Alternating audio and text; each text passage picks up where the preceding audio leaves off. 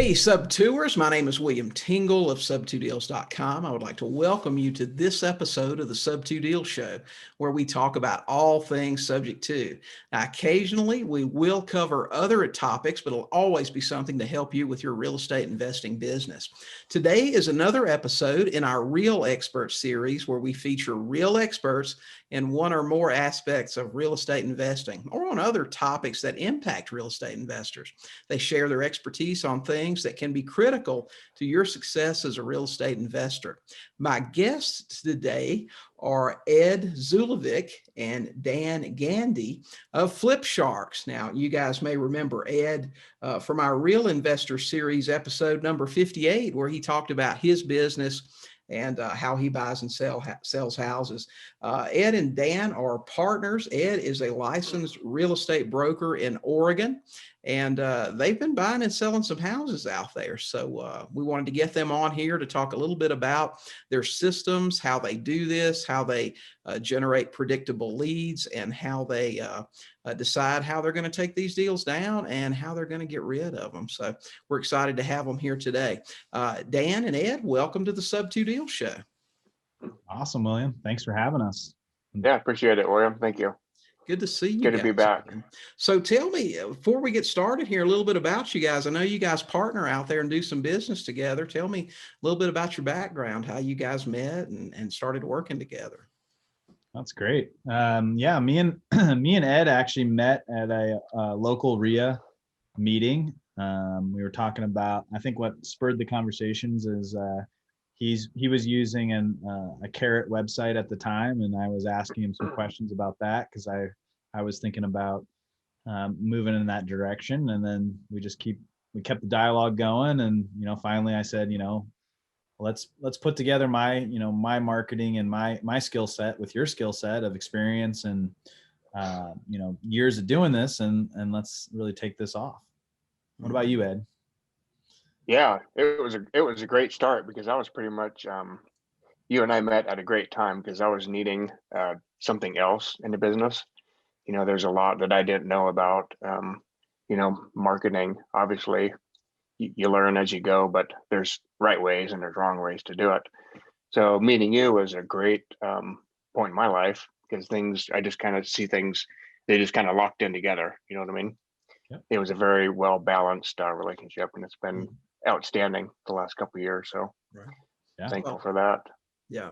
Well, I know from my experience, my 20 years in investing, marketing is so key. I mean, if you can't get the phone ringing, you can't do anything. So yeah, it is definitely a very key piece. I mean, knowledge and how to handle things, of course, comes later, but the first step, and that's what I tell students, get the phone ringing. Okay. We can walk you through the rest when we get that contract. So that's super important. So, when I talked to you a little bit, Dan, about our topic for today, and so I was really excited about this. Your first point was building a predictive marketing system. Tell me a little bit about that. Yeah, definitely. And a lot of this comes back to experience in other industries, right? You don't have to be an expert in marketing just in real estate. I think if you understand the basic foundations of marketing, advertising, PR, lead generation, reputation management, that's really where you can kind of intertwine a great prescriptive marketing plan for your business. And so my experience is, yes, I had some real estate investment experience with my grandfather, and he owned a contracting business. I had a degree, bachelor's degree in advertising and marketing. But when, my marketing career started in construction and new construction, design build.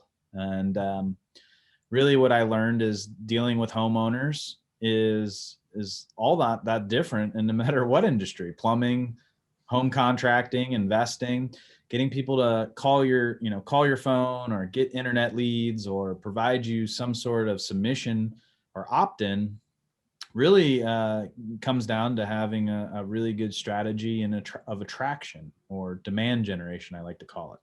Mm-hmm. And that can be via your reputation and your reviews online. That could be even referrals.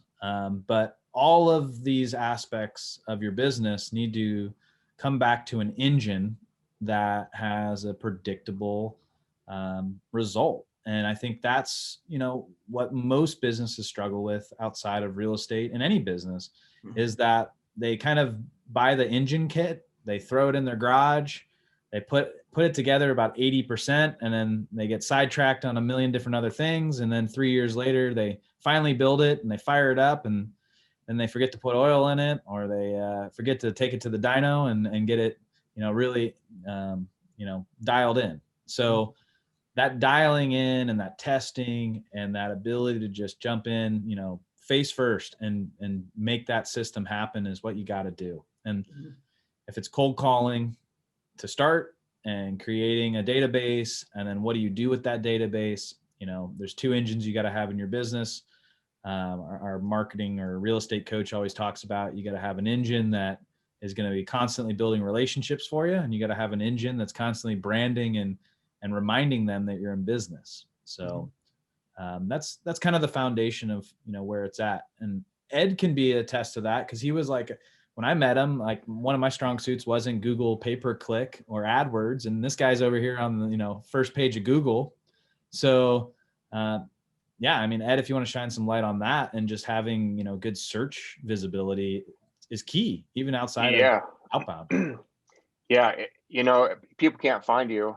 They can't contact you if they can't find you, so one of the things with, not only being in Google is, you got to create those leads. So how do you do it? Most people start out with Google pay-per-click, and, it's expensive. So you got to make the most of it. Right. So you always want to have content that's on your website that's valuable to others, that answers the questions that they're looking for. And, as you kind of go down that road, you learn that obviously organic leads are way better than PPC, right? Because it's, they're free. So how do you build that content so people can find you? So it goes back to high quality information that you put out there, video post, blog post, linking those together strategically, across the different platforms to get those to build SEO within that Google engine. That's not always the first start for everybody, but that's, as you progress, that's something you're going to want to think about, and how to drive your cost per lead down. And that's one way of doing that. Google ads can really be a monster. I mean, we've used that in the past with our coaching and consulting business. And I mean, if you don't know what you're doing in there, man, you can wake up every morning and click on Google. You've spent a lot of money. Right. And one important thing is to remember is, no matter how good you are, you're only one algorithm away from Google's math change, and you can be out the door. Oh yeah. So you got to rely upon what's real within your business, that content that you have out there that is of high value that people want to come and get. That's always going to be there, free. Just William, you're like the king of it, within your group. You just flood everybody with this high volume, high valued content. You're always posting something. So it's the idea is spot on, and that's what people want to do, because I think a lot of people are afraid to give out too much information. They're afraid to share that because they think, oh, my competitors are going to see it. You know what? Like Dan says, like 98% of people don't do anything with what they get. That's right. So show that you're open and give people good, solid, valuable content, and you're going to be rewarded with that over the long term. And don't expect it up front. Yeah, it's going to take time. I totally agree with that. I lived in Macon, Georgia, is where I got started investing. And there's a big, especially with real estate investors, I found a big scarcity sort of mentality. People in my market, I can't tell them too much because then they're my competitors. But, I started a REIA there, and every month I trained over 100 investors how to do what I did every month. And my business just got better and better from referrals and just everything else. Students will come to you. They don't know what to do. You partner with them. You do things like that to show them. So I totally agree. Yeah. Sharing information. That's what it's all about. What Grant Cardone says, collaborate, man, don't compete, collaborate, so yeah. There's a lot to be said about that. Yeah, absolutely. So I know you guys do a ton of marketing, but I also know that you guys do some things that are different, a little bit different. Can you share a couple of those things that you do that are different from what most investors do? Totally. Totally. Yeah. I mean, you know, the cold calling aspect and the direct mail aspect and the website aspect, you know, I'm not going to drop any names for website providers, but you know, in all of this, you can kick up deals, calling people, sending direct mail, Right. or attracting people to your website. And what I want to really, you know, to answer your question, it's how you do it is how you generate more results and how you follow up with these people. So having great copy and having great links for people to fall into a funnel is what we do differently. We really look at not only what are their emotional triggers, what are their situational triggers, what are their logistical triggers for this specific data set, and how is that target market going to respond to what message we're sending. So don't jump on Deal Machine and send out the exact same postcard that 50,000 other investors sent out. Right. You know, spend 2 or 3 hours on a weekend putting together a great direct mail campaign that speaks directly to that data set. And that's when you start to really see, you know, you actually spend less money because you send out the same amount of mailers or you call the same amount of people, but your scripts or your copy is so tight and you always have a great call to action that educates them, gets them amped up to pick up the phone or to schedule a Calendly or whatever it is. But I really want to hone is that if you're not a professional marketer, you know, go buy a book about writing copy. Go buy a book about target marketing and positioning, because those are the most overlooked things. So when people ask us, like, how do you generate deals? Well, yeah, a lot of them come from referrals and leading with value and creating high value content. But a lot of it is targeting. Like me and Ed are we're data nerds. Like we can, if you say, how do I find this type of person? We say, give us a week, we'll find them. And that's really been, you know, my experience working on the real estate brokerage side, you know, FSBOs, tax defaults, divorce, probate leads, like whatever it is, and having a good marketing mix. But it doesn't matter how much data you have, it's the messaging that you send down that channel that's really going to be able to resonate with them and get them to pick up the phone, or at least when you call them, so they have top of mind awareness of like, oh, these are those Sharks guys that reached out to me and actually read their letter. So we're doing a lot of that. That's different. That's probably one of the main aspects. We don't rely heavy on the real estate investing side on having like the most robust website right now. You know, a lot of wholesalers in very population large areas that have you know, more wholesale deals in terms of inventory, you know, that's a great tool to have. But when it comes to our market, like on the West Coast, to be very honest, like our sellers are really smart. A wholesale deal is few and far between. I mean, like between me and Ed, we probably know 50 to 100 wholesalers all the way from here to Portland. And we're on their inbox, you know, lists, and we see like maybe 1 or 2 deals a month from them. So, you know, you got to market like a wholesaler. You got to be able to really generate lead generation. But that's why me and Ed got licensed as brokers and started an expansion team with Ricky Kuruth out of I always met Gulf Shores, Alabama, right? Yeah. He's all the way down in Alabama, and we're partnering with him to, you know, work at the EXP model. And that's because now we're vertically integrated. People call us, investors call us to buy, investors call us to sell. And then it gives us more lead generation capability to pivot from there. So when people, the one thing I wanted to really touch base on is that as investors, there's always been this like animosity between brokers or realtors and investors. But actually, to be very honest, guys, the biggest investor I know with the most doors and the most money is a broker. He kicks up more deals than anybody I've ever seen. Owns $100 million in real estate. Right. So it's about building those relationships, having that rapport, and becoming experts. So we, you know, that's what we do differently. And that's been part of our vertical integration model. Don't just be investors. There's not enough inventory here just to be just investors. You know, in our area, there's 4 or 5 big players that are in there, and they're doing like 1 or 2 flips at a time. That's not enough to grow a business and have a staff and scale.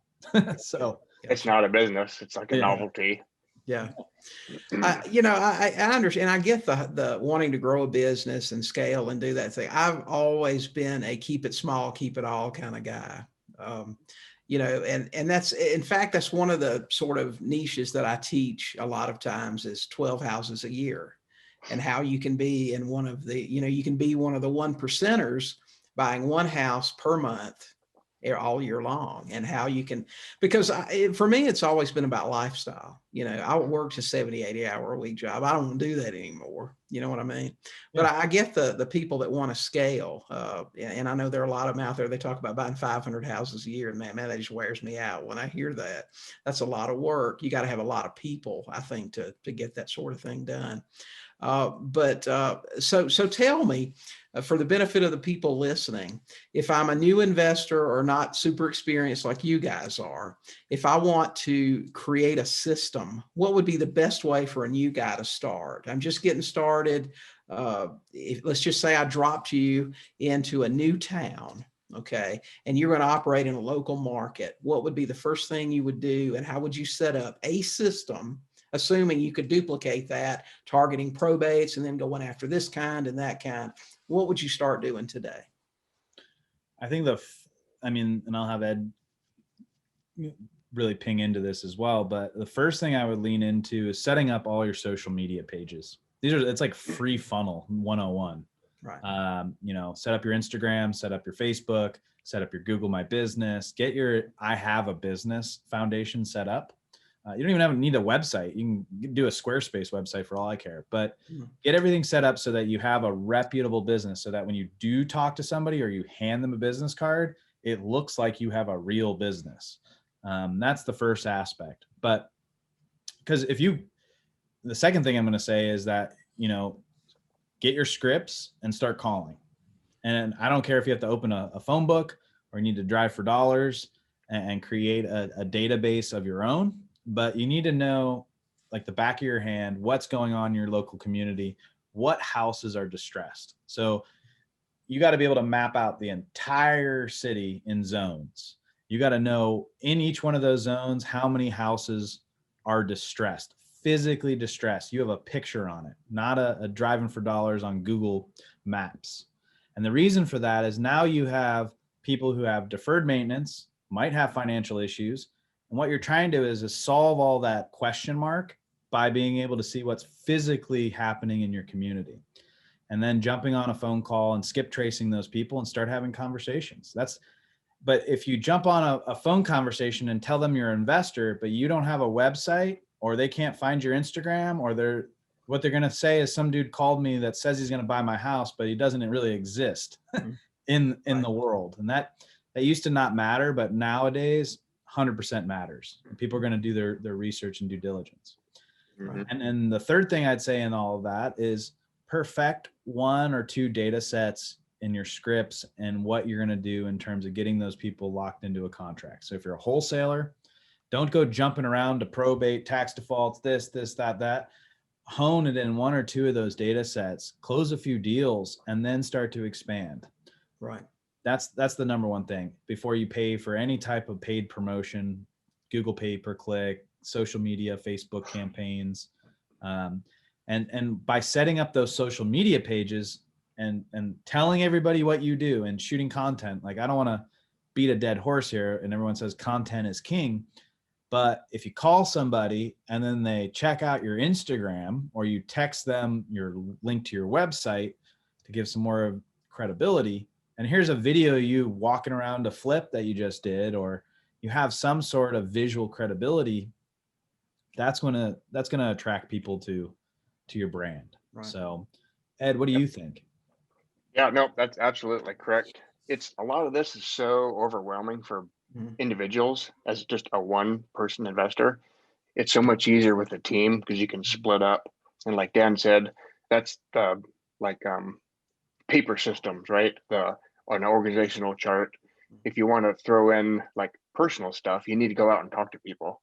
You need to go meet up with people in the REIA. If it's a new area, what's going on in that market, like Dan said, figure out what the need is, what the demand is, who are you going to target? You know, these it's kind of easy now because we know with COVID, tired landlords, they've had enough. So Right. you can just kind of plop into any city, figure out what that identify that data set, like Dan said, and skip trace them, call them, but know your market, you know, and how you're going to deal with that.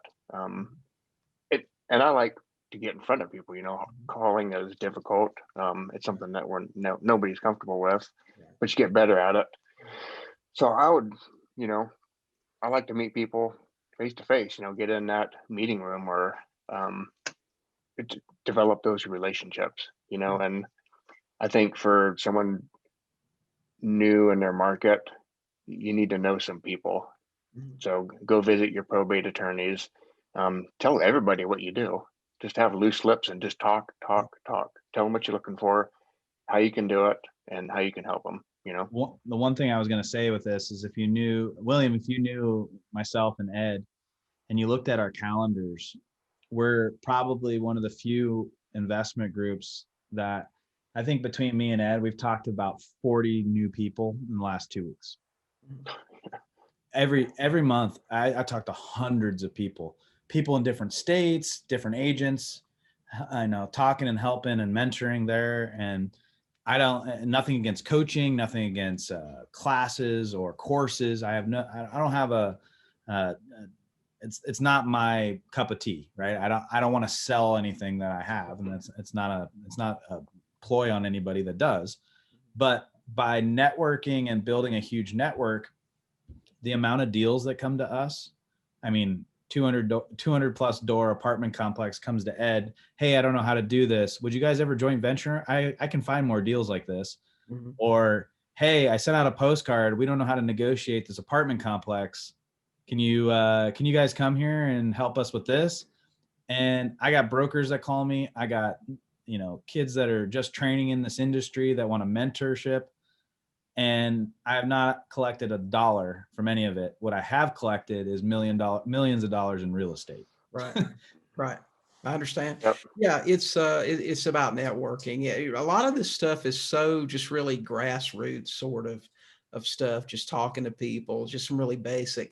Everybody wants to get all high tech and everything, but really what it comes down to, we used to say this, they don't hear it too much anymore. I said it recently and everybody laughed at me. It's talking about getting belly to belly with a seller, you know, is really what you're trying to do. You know, just trying to get that meeting, because that's where stuff happens. That's where contracts get signed and deals get made. I can text 5,000 people today. If I don't talk to any of them, it doesn't make any difference. But people get caught up in that, and so they've done some activity, so they've done something, but they really haven't. You really have to talk. So you do. Yeah. And it's tough now with COVID, you know, where you have so many different restrictions, and so you really need to focus on when those opportunities are there to make your point, be crystal clear about it. You know, so much, you know, we get caught up in a little small talk, you know, people say, oh, what do you do for a living? Like, oh, I do some real estate. You need to be more specific than that.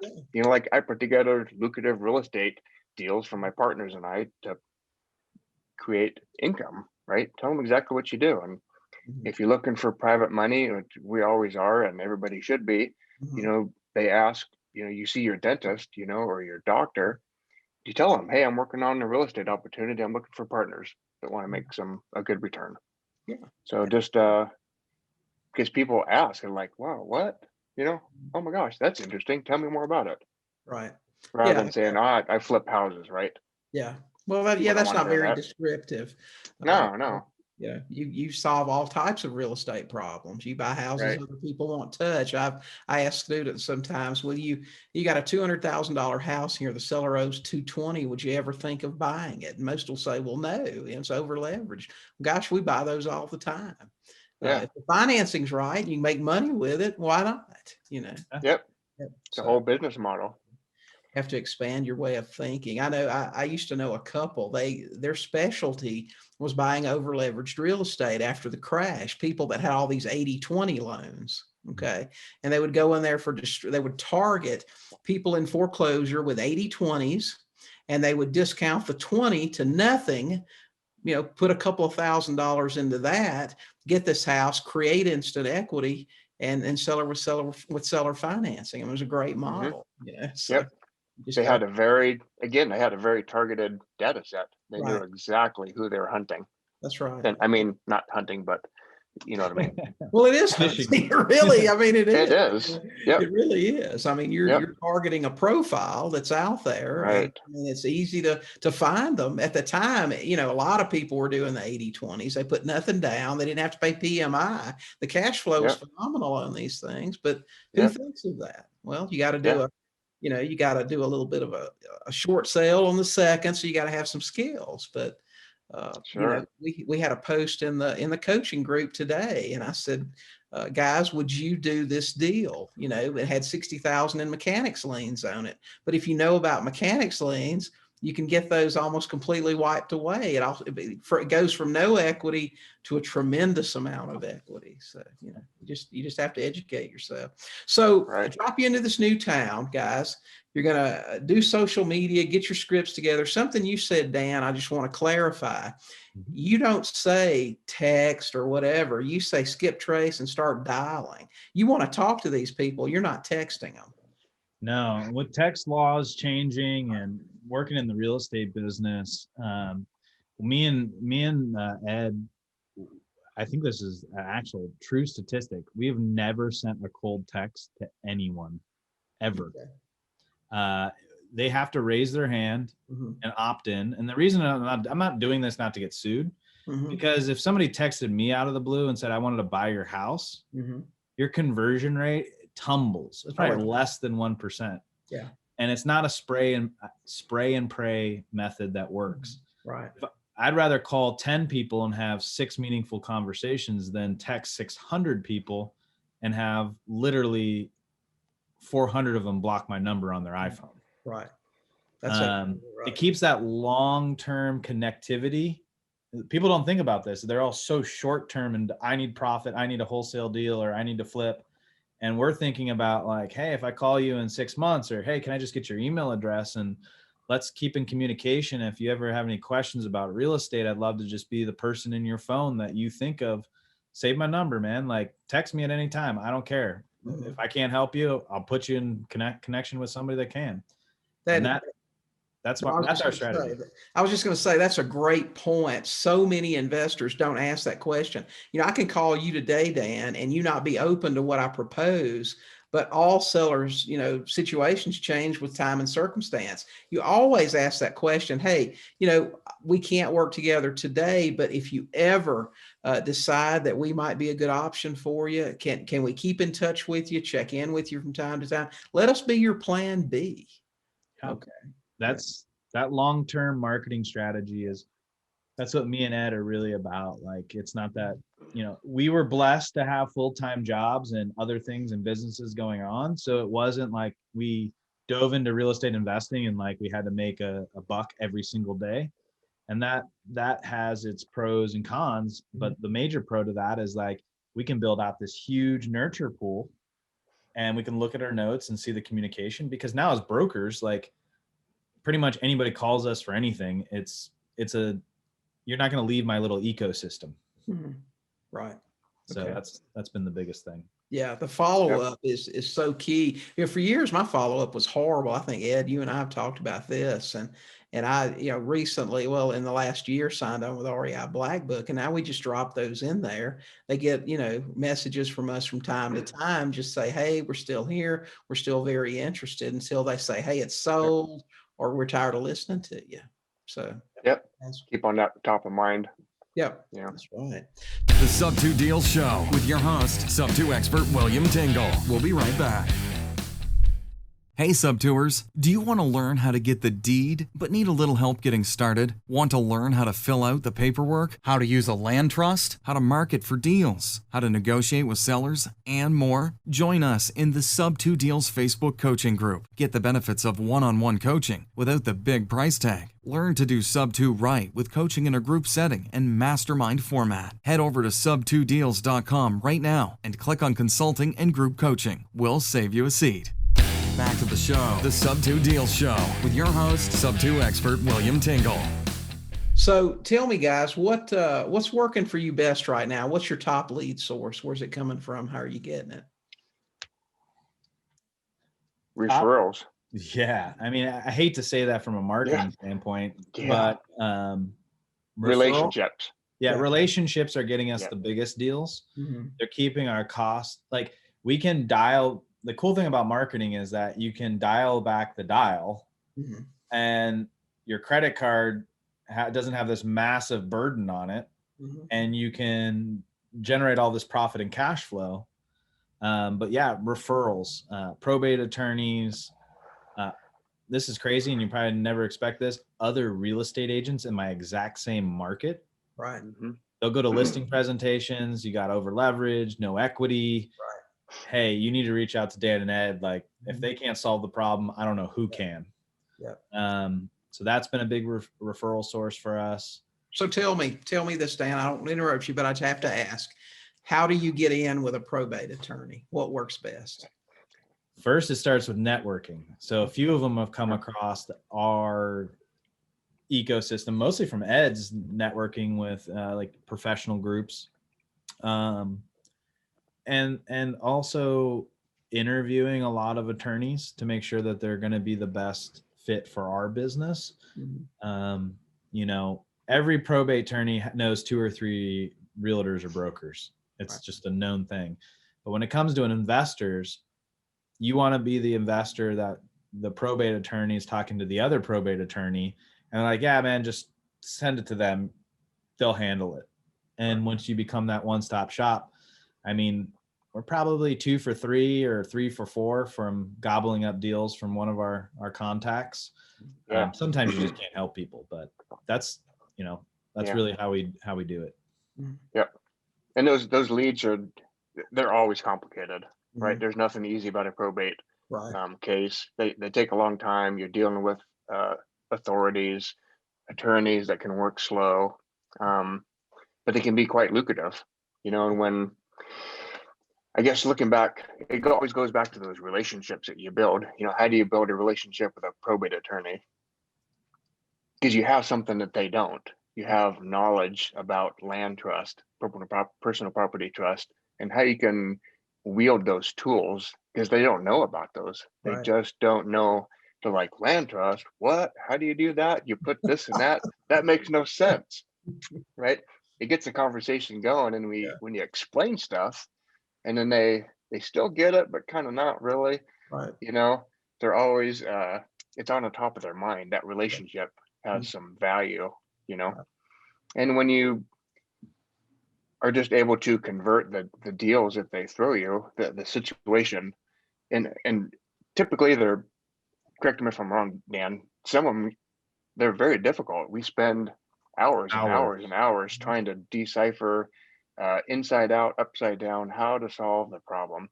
And when you knock one of those down and you complete it and finish it, it gives that probate attorney this peace of mind, knowing it's like, I can throw these guys anything, whether it's just a simple, hey, can you guys list this for us, for my client and sell it?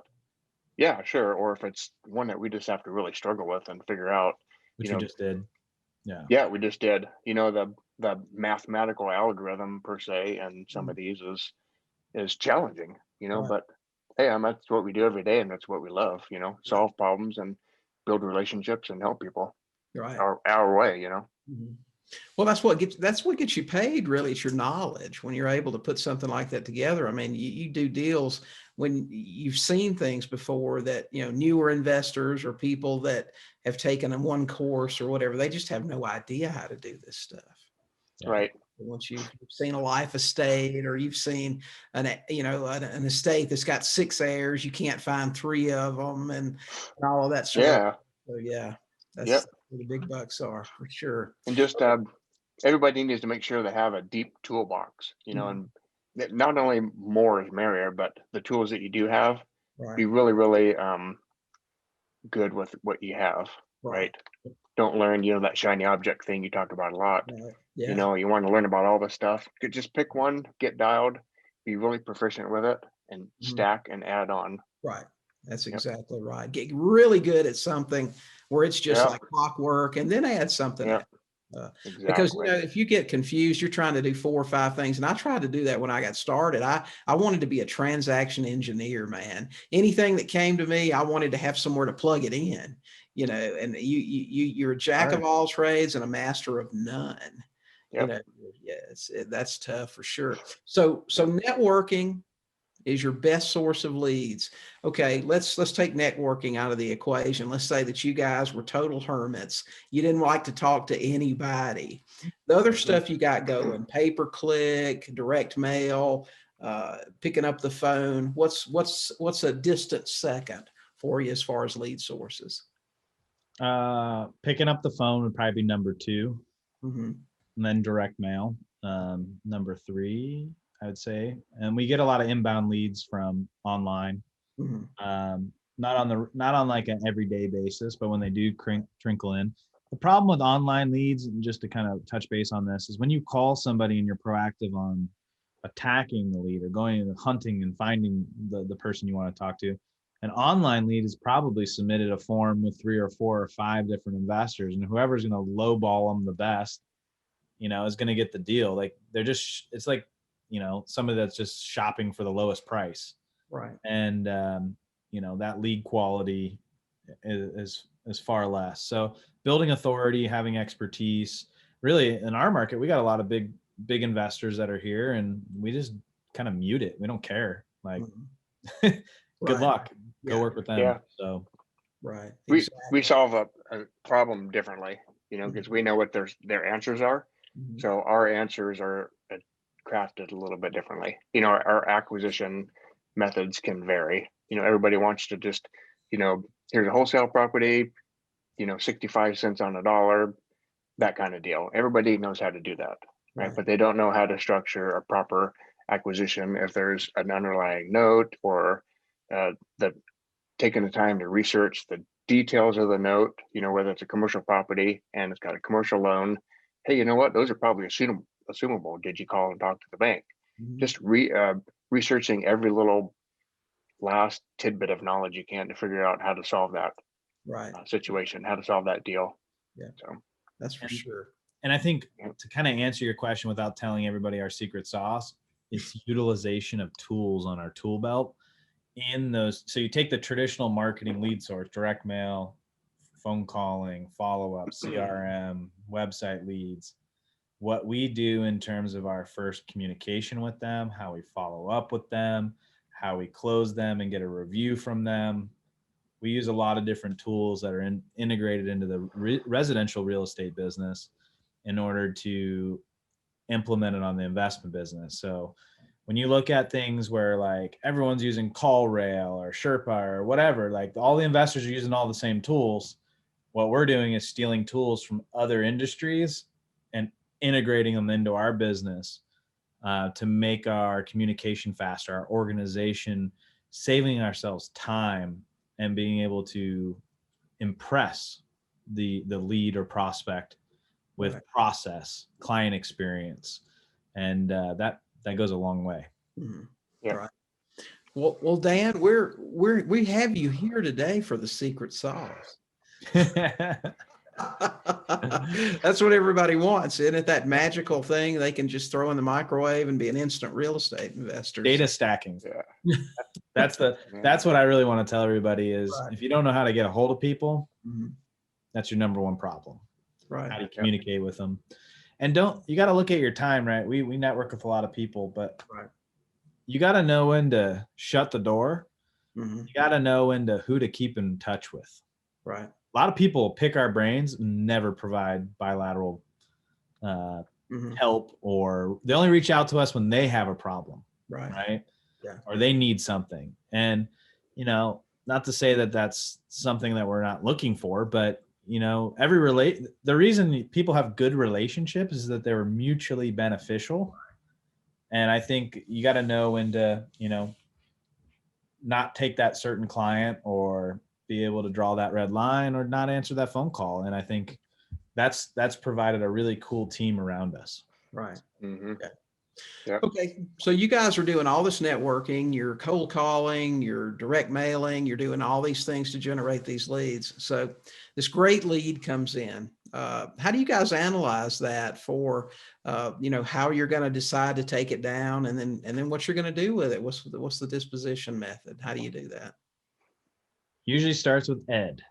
Mhm. So the lead will go to Ed for what I call the research department. Okay.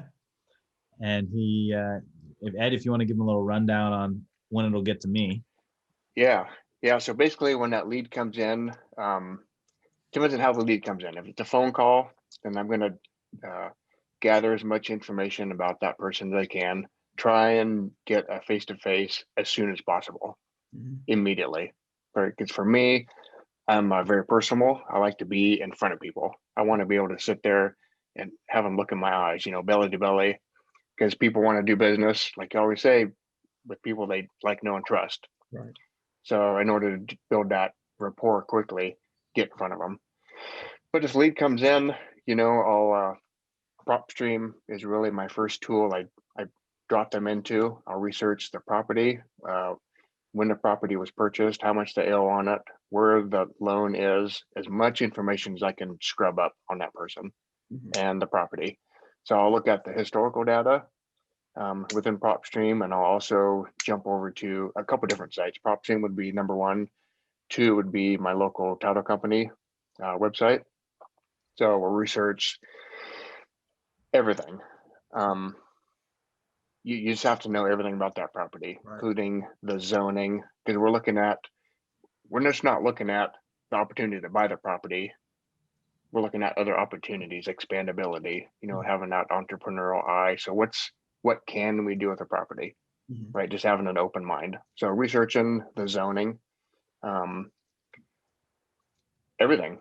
You just want to have a whole sheet of information that you gathered. And then once we kind of have just a basic idea of what our maybe acquisition strategy might be, Dan and I, we always set up a phone call. We usually drop them into a spreadsheet and create, if it's a deal that we really want to focus on, we'll create a spreadsheet specifically for that property, and then cut and paste our links for the data that we have, and go on from there.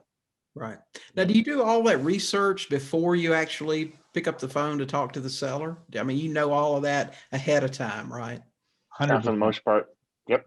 Right.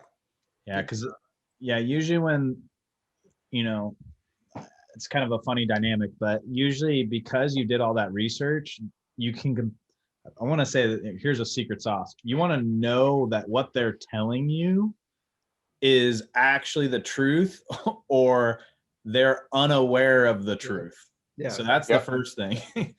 Yeah. And the second thing is that because we've already engineered possible exit strategies or acquisition strategies, we can ask the right questions to that prospect now that are going to be able to have us put them in this bucket, or a blend of that bucket, or two buckets.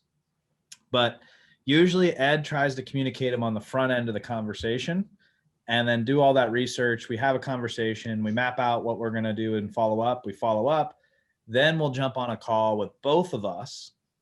And that's typically where Ed's kind of, we play good cop, bad cop. And I hate using that scenario, but it allows me to ask the questions that they don't want to answer, and allows me to be like more of the blunt of the two, to being like, hey, I just need to know this information, this. And then I keep that same mentality when we go into negotiations. Ed, schedules the call. He's happy with them. Everything's good. They love Ed. Then I come in and I'm like, cool, this is the price we're offering you. It's based upon this facts and data. And like, we can do it this way, or we can do it this way. And this is our offer. And I try to handle the negotiation at that point. Right. And that dynamic, if you have a partnership, is amazing, because then they'll lean on Ed and be like, well, I don't really like him, and it looks like he's all about the money, but Ed's really all about the money too. He's just nurturing them to be like, oh, it's okay, he's just like that, because he needs to run a business, and the numbers got to make sense. Right. So Exactly. Yep. Yep. It works. And like you said, we know it. We try and know as much as we possibly can about that situation, because then we can direct the right questions, because we already know what the answers are. Right. Right. And you're kind of vetting them at the same time. It's the boat's sailing away, and we're just kind of hitting the rudder a little bit here and there, but the course is still going in the direction we kind of want to nurture that, Exactly. It's solving their amazing, problem. isn't it, when you do this research on these properties? I'm right there with you, Ed, about knowing before you call. When they're lying to you. What they don't know. And you know who you're dealing with. Really, it's amazing though how many people, residential real estate, don't know the interest rate on their loan, the term on it. They just sign those papers when they went to closing, and they have no clue what they bought or what they're paying or anything else. And Right. it really is shocking. When you make the event, a lot of times when people get into real estate, like most of us do, residential, Right. but at some point people are intrigued with commercial properties, like apartments. Like Dan and I, we love multifamily for different reasons, right? But it's a complicated beast. So learning the system, how we do it now with single family, just residential stuff, it's even more important when you move into that commercial, because it's such a complicated beast. Right. The due diligence is extreme on some of these bigger properties. Yeah. You're dealing with smart, savvy investors in the first place, with typically great teams around them. Yeah. So you need to position yourself to answer those questions, right? And learning how to do it good in the very beginning is with single family properties is really, it's a good benefit we found, Okay, great. So Ed, if I'm pretty familiar with how you run your business, at least before you expanded out into the commercial thing. And I know you like to do owner financing like I do. So tell me, you guys, and I know you guys are in Oregon. My daughter lives there. I know it's a super, super hot market. So how are you guys? Tell me just a little bit about how you're successful with seller financing in a hot market when there are super low interest rates right now. How does that work for you? Yeah, so basically it all goes back to the same thing, providing the answer to people that have a certain question, right? And when you're owner financing can be complicated, right? But just to keep it kind of simple, people want to sell, but with multifamily properties, duplexes, or rental properties, income generating properties, they really like that monthly cash flow. They've had the properties 15, 20, 30 years. They want that residual income coming in every single month, but they don't want to exit that property and enter into a 1031 exchange, another investment property. So what are they stuck with? Well, you have to pay capital gains, right? So how can you deal with that? Well, an installment sale is the perfect vessel for that. So educating them on the benefits and the drawbacks both ways of owner financing, what it means and how it can affect them, and showing them a net seller sheet when it gets to that point, so they can kind of see what those numbers look like and for how long. Because remember, a lot of these people are in their 60s, 70s, they're in that retirement zone. They're downsizing, scaling back in their life, and they're thinking about that last third of the last quarter of their life, and they're thinking of their family at the same time. So how can they provide something for their family? Do you want to cash out your property, throw it in a bank on a money market interest rate? That doesn't do anything for anybody, right? Or would you rather have collateral on the own property you've owned for 30 years and you can collect 5, 6, 7% interest on that property? Right. So you guys are typically paying 5, 6, 7% on your seller finance stuff? Yep. Normal.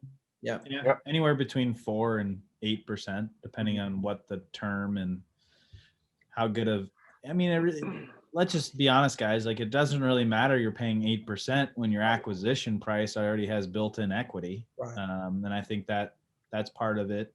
The number one misconception in owner financing from a seller's standpoint, especially from a broker's perspective, is they want this like ridiculous down payment and they want a term for 3 to 5 years because they don't want to be tied to some crazy note. Right. But what they really don't understand is the longer they hold that note, the more money they make.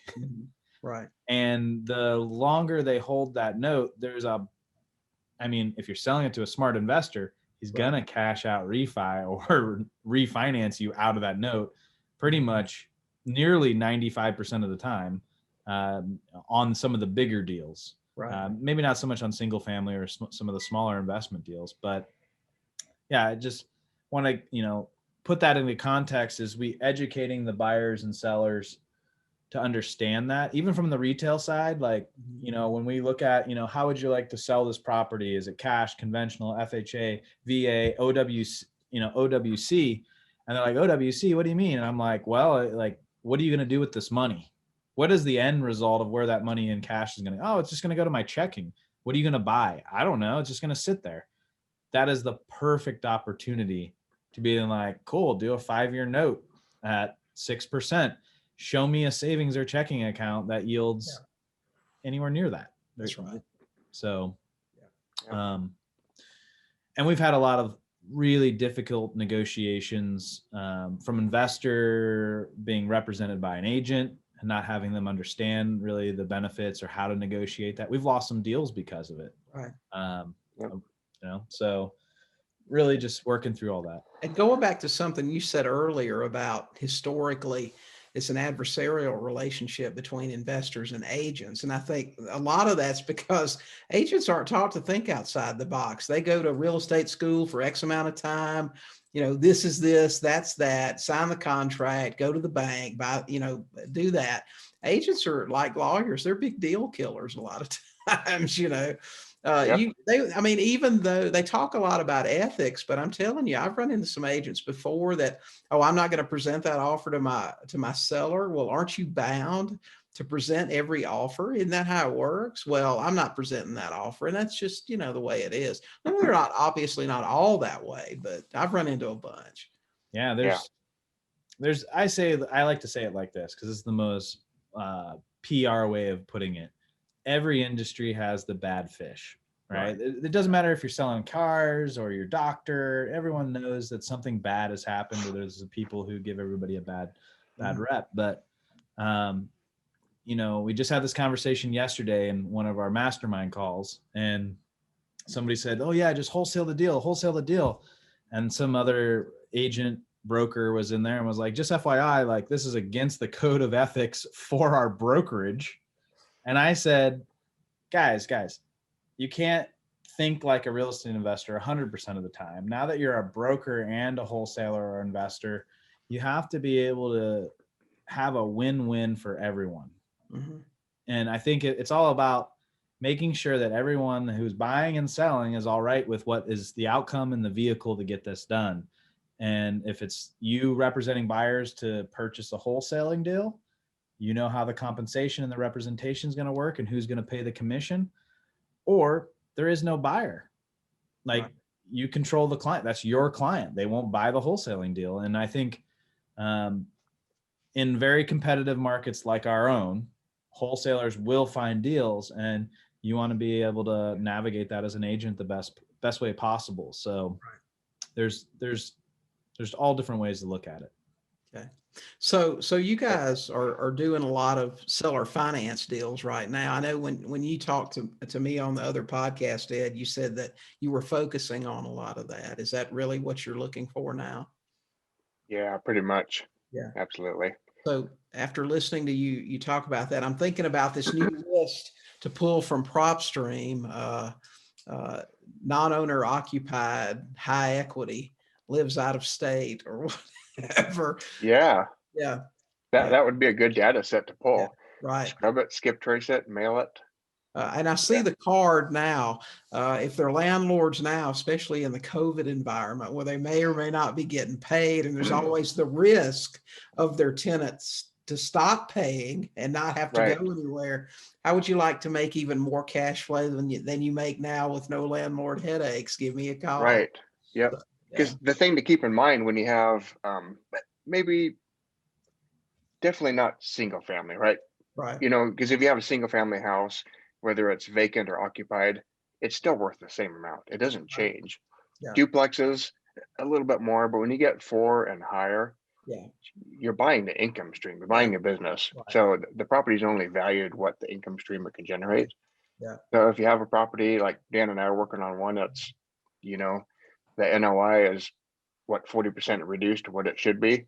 Mhm. The property is on blue light special sale. Yeah. So all right. That's the answer. So yeah, and if you can structure deals with owner financing and solve a problem and get that income going to the seller, you know, and then it creates a cash flow opportunity and an equity opportunity for us. Yeah. Right. Exactly.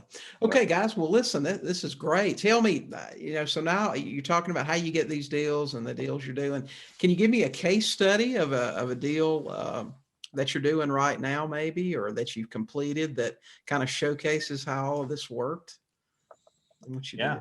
We can definitely, do you want to let's do Cheshire. Do the Cheshire one. Yeah. It's too complicated. And there's too many whistles, irons in the fire.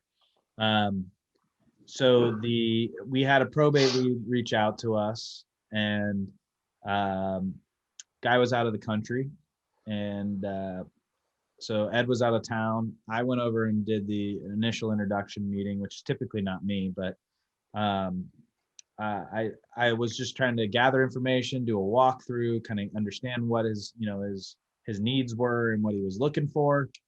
And, I preface my business partner's not here. So, there's a process to this, but, what are you looking for in terms of price? What are you looking for in terms of what would help you? He explained everything. I said, awesome. I said, well, let me go back to the drawing board. I want to make sure I run the numbers from a rental perspective of me holding this as a rental, and as well as looking at it from just like a purchase and resale. Because I can't list it because it's in a mobile home park, not on real property, and I'm not really interested in representing you as a seller. So went back to the drawing board. Probate got delayed because they were trying to find another family member, and so we're very written forward people. We sent them an email follow up. Hey, just hang in there. Just FYI, we need to do a property inspection. Then once we have that, we'll be able to give you an initial offer based upon what we find from our resources. And what we found in all of that research is that we couldn't rent the property. So we couldn't buy it and then just stick renters in there in the park. The park wouldn't allow it. So totally, 50% of your exit strategy just immediately gets erased out of the blue. So we explained that to him. Hey, that affects the price that you obviously want, because the demandability of what somebody can do with it is only selling it, buying it, and fixing your problem. So just want to preface with everything, if somebody wants to hire somebody to fix their problems and they can't do it themselves, it's going to cost money, like either in the reduction of the price of the property, the amount of profit I need to make in terms to cover my risk, or some sort of combination of risk and profitability from the back end. So finally, probate gets figured out. We jump on a call. We send them our offer. Really, our offer wasn't too far off. It was, maybe within 5 to 10% less than what he originally asked for, and just an absolute mess to negotiate with. I mean, Ed had to stop the conversation like multiple times just to cool the guy off.